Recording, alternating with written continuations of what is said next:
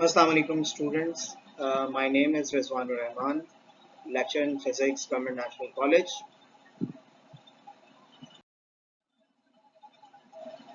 Today we will talk about chapter number 3, and the topic is the second lecture related to acceleration and tension.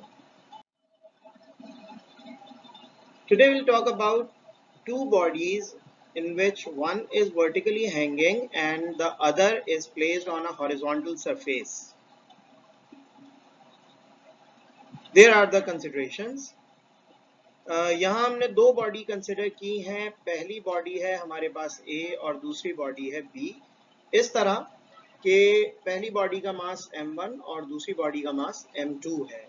The body A is vertically hanging here, where the body B is placed on a horizontal surface. पहली body का wait W1 और दूसरी body का wait W2 है।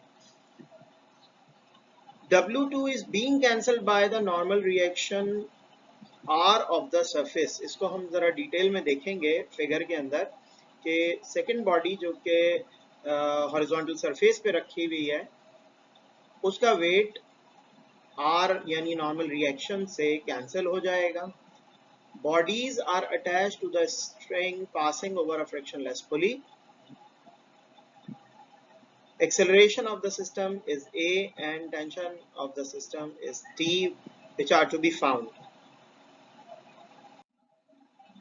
ये जनाब इस तरह का सेटअप है कि आप देख सकते हैं कि पहली बॉडी A जिसका मास m1 है ये वर्टिकली हैंग हो रही है। दूसरी बॉडी B जिसका मास m2 है ये एक हॉरिजॉन्टल सरफेस पे रखी हुई है। अब आप देख सकते हैं कि ये एक स्ट्रिंग से बंधे हुए हैं और ये स्ट्रिंग एक फ्रिक्शनलेस पुली पर से गुजर रहा है। बॉडी A नीचे की तरफ नेट फोर्स F1 से जाएगी और बॉडी B क्योंकि इससे बंधी हुई है तो ये आगे की तरफ F2 नेट फोर्स से जाएगी। ये आप देख सकते हैं। अच्छा, यहाँ पे एक्सेलरेशन और टेंशन हमें कैलकुलेट करनी है।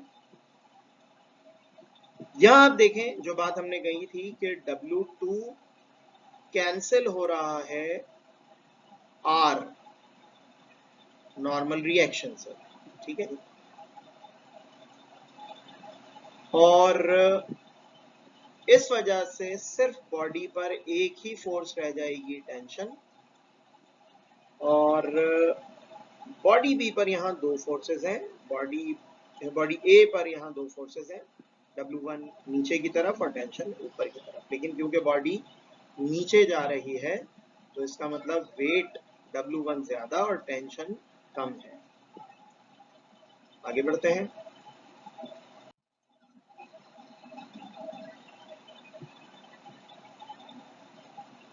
सबसे पहले हमने डाउनवर्ड मोशन सॉल्व करनी है बॉडी ए की। क्योंकि वेट ज्यादा और टेंशन कम है तो W1 माइनस टी हो जाएगा। बड़ी फोर्स में से छोटी फोर्स को हम माइनस कर देंगे, which will be equal to the net force F1. F according to second law ma के बराबर होता है तो F1 की जगह m1a आ जाएगा। वेट mg के बराबर होता है तो W1 की जगह m1g आ जाएगा माइनस टी। इसे हमने नाम दे दिया इक्वेशन नंबर 1 का। अब हम सॉल्व करेंगे forward motion of body B जो कि इस तरह है। क्योंकि W2 और नॉर्मल रिएक्शन कैंसिल हो गए तो सिर्फ F2 जो कि आगे की तरफ बॉडी B को लेके जा रही है ये बराबर हो जाएगी टेंशन T के, और F2 की जगह हम M2A प्लेस कर देंगे। ये बन जाएगी इक्वेशन नंबर 2। एक्सेलरेशन फाइंड करेंगे। क्योंकि पहली बॉडी पहली बॉडी जो है वो वर्टिकली हैंगिंग है तो इसका केस प्रीवियस केस के से बिल्कुल सिमिलर होगा। तो हम एक्सेलरेशन का एक ऐसा फॉर्मूला मालूम करना चाहते हैं जिसमें टेंशन ना हो।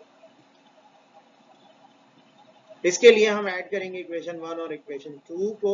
इक्वेशन 1 है m1a equals to m1g minus T, और इक्वेशन 2 है m2a इक्वल्स टू टी। तो आप देख रहे हैं कि इक्वेशन